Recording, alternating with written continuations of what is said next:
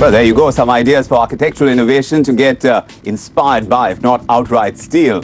So on the one hand, you can push the limits of design. You can get very innovative. That's what we've just seen.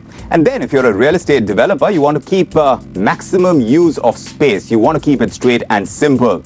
So there you have innovation. You have the regular. How do you draw a balance between the two? Some of India's luxury real estate properties, they stand out for their design innovation. We checked in with the experts. We asked them to pull out their picks. Kanchenjunga in Mumbai, DLF Magnolia in Gurgaon, or the Golden Gates in Bangalore. Are these then the new icons of Indian architecture today? About a couple of decades ago, location and view would suffice when it came to picking out a piece of real estate. Today, India's biggest developers like Hiranandani, Oberoi and the Lodha Group are packing in a lot more by the way of design and architecture. Well, 20 years back, India and real estate of India had very little luxury project to talk about. It's only last about 8-10 years that we have started seeing emergence of new designs, new specifications, better ideas. Yes, like in the super luxury residential towers, U Pune designed by Philip Stark, 6 towers, 17 acres overlooking a rainforest. Or the Trump Towers Pune designed by Italian interior designer Matteo Nunziati. So some of the projects that have stood out recently would include projects like the Grand Arch in Gurgaon or the One Horizon Center in Gurgaon. The World Towers coming up in Mumbai are iconic purely because of being the tallest residential towers coming up in the world.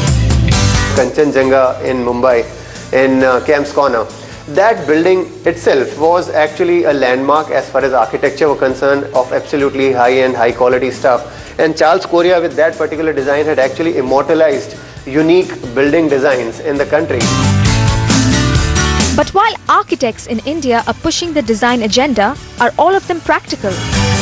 A lot of architects, a lot of developers are trying to replicate what's happening in the world around in the more advanced market. In a city like Mumbai, you have these high-rises which are completely glass buildings.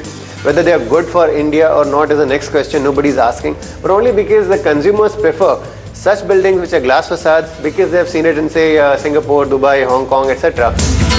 Actually, Indian buyers, they're not very educated to what architecture does to them. What buyers are typically looking for are the features and amenities that builders are providing, because that is what they can readily put a check against. Your city design may not require high-rise. You could be all fine with horizontal development.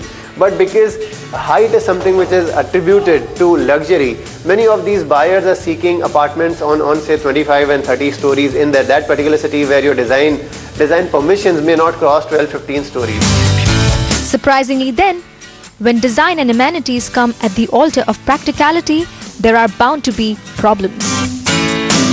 The bylaws, the regulations also need to evolve. A lot of architects and developers are realizing that they will have to think of the Indian context more and more and try and suit the products as per the real needs and the daily lives of people here, and not directly plonk what they see internationally.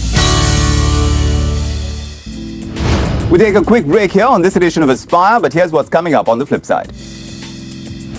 If you're thinking